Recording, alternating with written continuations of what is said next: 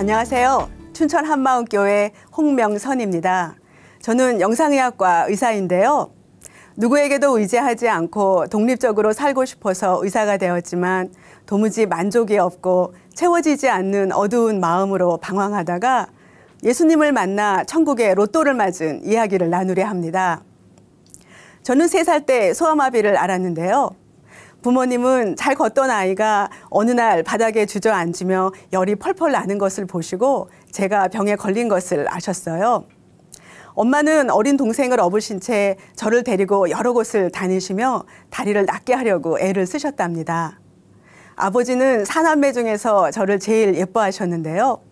술을 드시고 들어오시면 제 다리를 쓰다듬으며 눈물을 흘리실 때가 많았어요.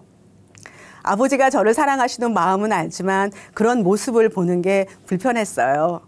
저도 남에게 연약하게 보이기 싫었고 동정의 눈초리는 더더욱 견디기 힘들었습니다. 학교에 들어가서는 단짝 친구와 지내며 친구를 많이 사귀는 편은 아니었어요. 체육 시간에 혼자 교실을 지키며 아이들이 밖에서 운동하는 걸 보면서 많이 외로웠어요. 나는 아이들과 좀 다르구나. 나도 평범하게 살 수 있을까 하는 생각을 하기도 했습니다. 그러면서 스스로 사람들 사이에 벽을 만들었더라고요. 작은 언니가 책가방도 들어다주고 업어다주기도 했고요. 넘어지거나 다치기라도 하면 언니가 어느새 달려와서 도와주었어요. 언니가 얼마나 든든했는지 모릅니다. 하지만 이런 언니한테도 고마운 마음을 잘 이야기하지 못했어요.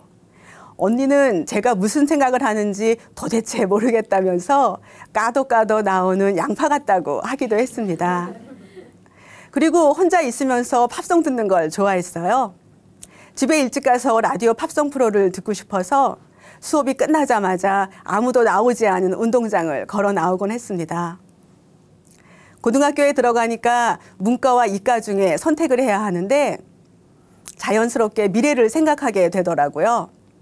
몸이 불편하니 일반 직장은 제한이 많을 것이고 전문직이 좋을 것 같은데 교사나 의사, 약사 등이 괜찮을 것 같더라고요. 남들을 가르치는 건 애시당초 소질이 없다고 생각해서 의사나 약사가 좋겠다고 나름 결론을 내렸어요. 사실 저는 이과 과목을 잘하지 못했고 이과로 가기에 성적이 좋은 편도 아니었지만 인생의 작은 도박을 한 셈이죠. 이런 것을 부모님이나 선생님과 상의하지 않고 혼자 결정했어요. 누구에게도 속마음을 이야기하지 않고 스스로 판단해서 선택한 거죠. 인생은 결국 혼자 사는 것이니 내 힘으로 살아야 한다. 누구도 나를 도와줄 수 없으니 자립해야 한다고 생각했습니다. 그렇게 목표를 향해 달려서 의대에 들어갔습니다. 대학 생활은 학업도 힘들었지만 사람들과의 관계는 저를 더 지치게 만들었어요. 그동안은 친구들과 재밌게 노는 걸 잠시 미루었다고 생각했는데 이제 마음 먹고 어울리려고 해도 잘 되지 않는 거예요. 화난 것 같다, 좀 웃어라 이런 말을 듣기도 해서 웃으려고 무지 노력했습니다. 여럿이 모여서 웃고 떠드는 게 즐거운 게 아니라 오히려 마음이 불편할 때가 많아서 그런 자리를 즐겨 하지 않았어요. 한 번은 선후배들이 모이는 자리였는데 제가 별로 말도 하지 않고 있으니까 앞에 앉은 선배가 혹시 제사 지내요? 그러더라고요. 저는 그냥 웃기만 했죠. 그래, 그래도 괜찮아. 사회생활을 하다 보면 좋아질 거야. 그렇게 스스로 위안을 했답니다. 병원에 들어가서 인턴 생활을 마치고 전공 과목을 선택해야 하는데요. 의사라는 직업이 대부분 사람들을 상대하는 일이다 보니 무슨 과로 정해야 할지 고민이 되더라고요. 비교적 사람들과 접촉이 적은 과 중에서 영상의학과가 마음에 들었어요. 초음파나 여러 시술을 통해 환자를 보기도 하지만 주로 영상 판독으로 의사들을 상대하는 과라고 생각했기 때문이죠. 그런데 영상의학과를 들어가면 사람들과 좀 덜 부딪힐까 기대한 것은 큰 착각이었어요. 환자는 물론이고 동료 전공의, 교수님, 의료기사들과 다 어울려서 하는 일이더라고요.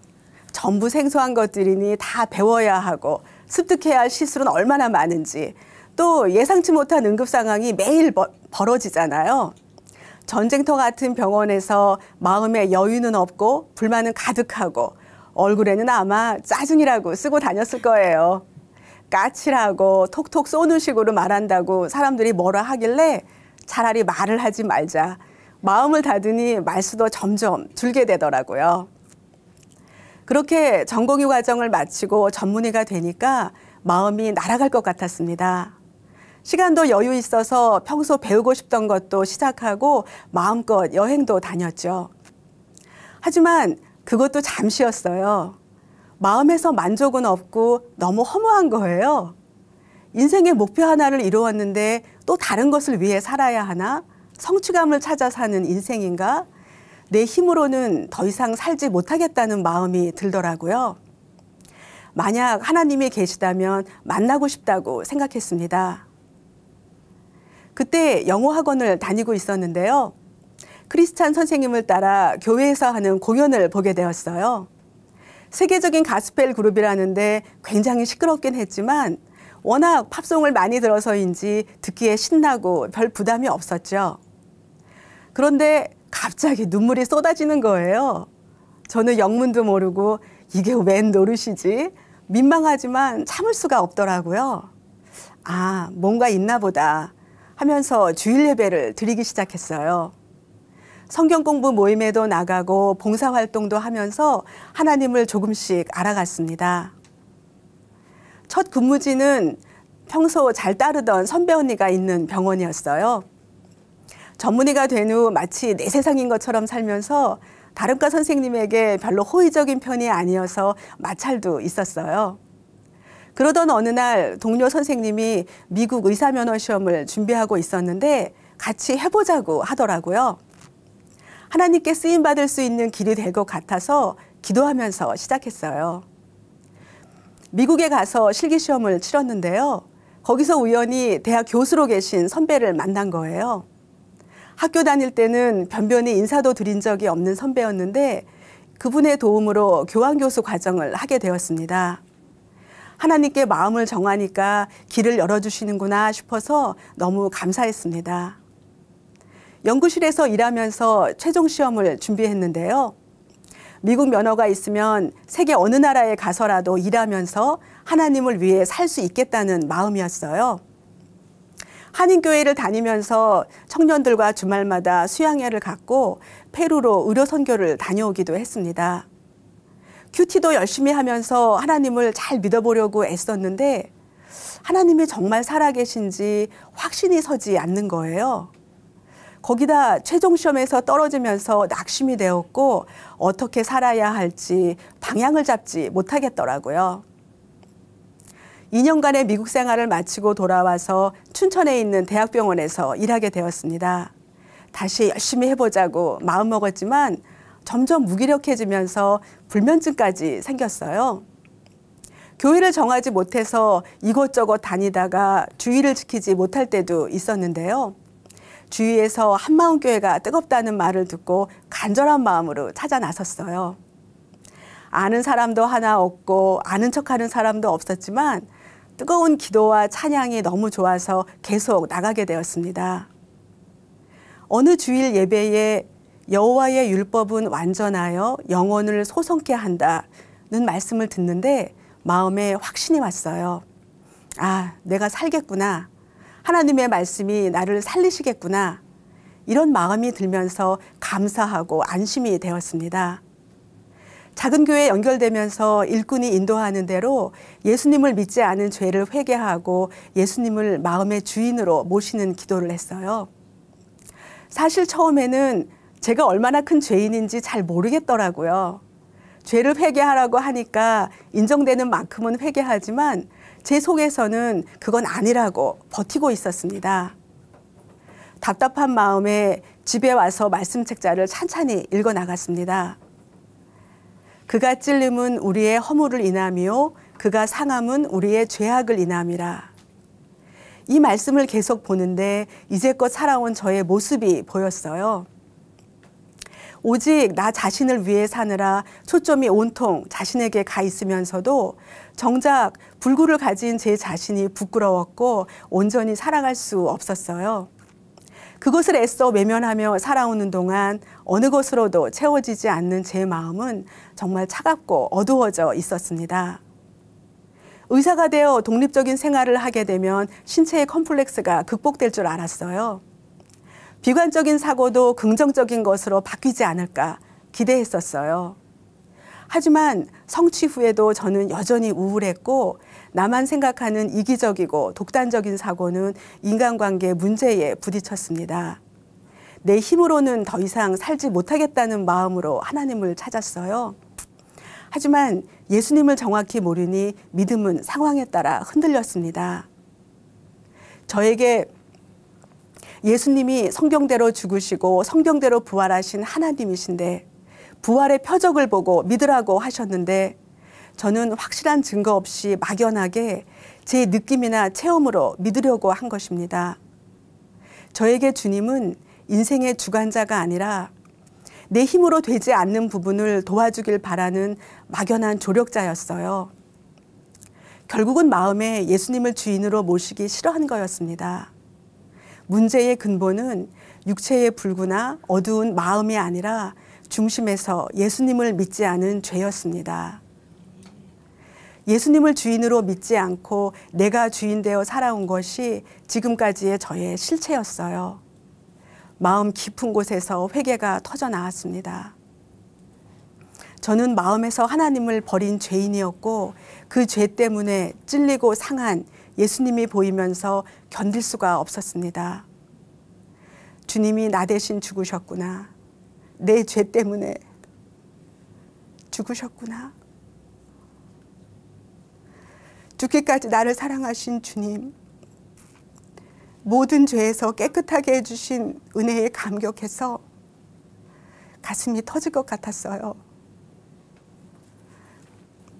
집안에 가만히 앉아 있을 수가 없더라고요. 이미 날은 어두웠지만 밖으로 나가서 한참을 걸었습니다. 너무 마음이 벅차서 어떻게 해야 할지 모르겠더라고요. 세상 그 무엇도 부럽지 않았습니다. 로또를 맞으면 이렇게 기쁠까? 복음이야말로 로또구나. 세상의 것은 시간이 지나면 점점 더 목마르게 되잖아요. 하지만 나의 죄값을 치르신 내 영혼의 목자를 만난 기쁨은 영원한 것이었습니다. 그 후 예배가 너무 기다려지더라고요. 정말 예수님이 문 밖에 서서 제 마음을 두드리시며 저를 지금까지 기다리셨다는 게 실감나게 다가오는 거예요. 주님이 나를 기다리고 계셨구나. 오랫동안 나를 찾고 계셨구나. 주님의 마음을 알게 되니 말씀을 사모하게 되었습니다. 나는 포도나무요 너희는 가지니 그가 내 안에 내가 그 안에 있으면. 주님이 제 안에 계시다는 말씀을 그대로 지나칠 수가 없었어요. 주님은 크고 온전하시니 제가 얼마든지 주님 안에 거할 수 있죠. 하지만 주님이 제 안에 계시다니, 주님 정말 제 안에 계실 수 있습니까? 정말 제 안에 계실 수 있습니까? 주님은 그럴 수 있다고, 저는 그런 존재라고 하십니다. 이제 주님과 연합되었으니 주님 안에 있는 모든 것을 다 가진 자가 되었습니다. 예수님 안에 영원한 생명이 있고 죄사함이 있고 지혜가 있고 세상이 줄 수 없는 기쁨과 세상이 알 수도 없는 평강이 있더라고요. 목사님께서 부자 청년과 가난한 여자가 결혼하면 여자도 부자가 된다고 하셨는데 저도 최고의 부자인 주님과 연합되었으니 이보다 대박인 로또가 없는 거예요. 말씀이 믿음으로 화합되니 마음에 감사와 기쁨이 넘쳤습니다. 말이 많아지고 잘 웃게 되니까 저를 대하기가 편해졌다고 주변 사람들이 말하더라고요. 오랜만에 보는 사람들은 제가 많이 밝아졌다고 한마디씩 합니다. 예수님이 마음의 주인이 되시니 마음이 여유로워졌어요. 까칠한 저의 성격으로 힘들어하던 가족들이 어느새 제가 온화해졌다고 해요. 환자를 대하는 마음도 달라지더라고요. 하나님이 찾으시는 귀한 영혼이었어요. 회복 가능성이 적은 환자를 보면 안타까운 마음이었는데 예수님을 믿으면 부활의 소망이 있으니 복음을 전하게 됩니다. 제가 전공의 때 어느 교수님이 홍 선생도 이제 예수님을 믿어야지 하시며 복음을 전해주셨어요. 그때는 별로 관심이 없어서 건성으로 대답했었는데 이제는 제가 학생들에게 그대로 전합니다. 하나님께서 예수님을 죽은 자 가운데서 다시 살리신 것으로 모든 사람에게 믿을 만한 증거를 주셨다고, 너희들도 꼭 믿기를 바란다고 말이죠. 수업이 끝날 때쯤 말씀을 통해서 예수님을 전해주면 학생들의 반응이 다양합니다. 이런 말씀은 처음 본다며 놀라는 학생도 있었고, 전에 교회를 다녔는데 이제 다시 가야겠다며 마음을 다잡는 학생도 있었어요. 어느 날 지도교수를 맡았던 학생이 졸업을 한다며 인사를 왔는데 다른 어떤 조언보다 복음을 전해주었습니다. 앞으로 여러 가지 일이 많을 테지만 부활하신 예수님을 믿고 잘 이겨내기를 바란다고 했더니 제 마음이 전해졌는지 예수님을 믿지 않은 죄를 회개하고 마음의 주인으로 모시는 기도를 했습니다. 얼마나 기쁜지 이때를 위해서 저를 이 자리에 있게 하셨구나 했습니다. 부모님께 예수님이 부활하셔서 지금 살아계시다고 복음을 전해드렸는데 아버지가 말씀을 마음으로 받으셨어요. 아버지는 암으로 치료를 받고 계셨는데요. 예수님이 부활하셔서 우리도 부활한다고, 보이는 이 세상이 전부가 아니라고 말씀드렸더니 부활을 소망하시며 소천하셨어요.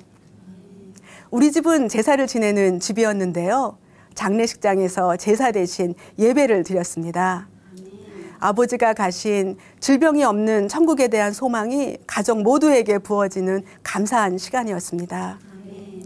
그러던 중 제가 사고를 당해 입원하는 일이 생겼어요.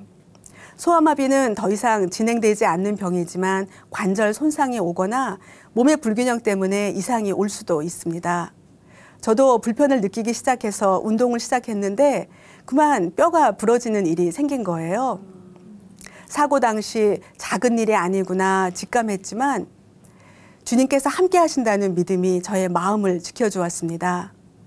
치료가 길어지면서 왜 이런 일이 일어났을까 하는 마음이 들었는데 범사에 감사라는 말씀이 생각났어요. 나의 실수로 인한 것이든 다른 원인이든 이유를 따지는 것은 무의미한 일이잖아요. 몇 주 동안 누워서 천장만 보고 있다가 드디어 두 발로 땅을 디디는데 얼마나 감격스러웠는지 모릅니다. 내 생명도 시간도 연약한 육체도 모든 것이 주님의 것이니까 어떤 염려도 맡길 수 있다는 게 정말 감사했습니다. 입원해 있는 동안 교회 지체들이 얼마나 알뜰살뜰 보살펴 주었는지 온몸으로 사랑을 받았어요.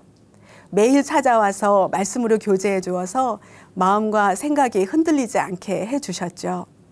또 교회에서는 빠른 회복을 위해 한마음으로 기도해 주셨답니다.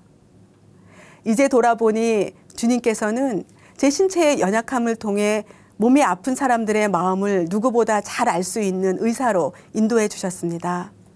주님께서는 내 마음대로 살면서 어둡고 우울한 인생을 살던 저에게 찾아와 주셨습니다. 세상의 어떤 문제에도 매이지 않고 영원한 나라를 위해 기쁘게 달려가는 사명자로 세워주신 주님께 모든 영광을 올려드립니다. 감사합니다.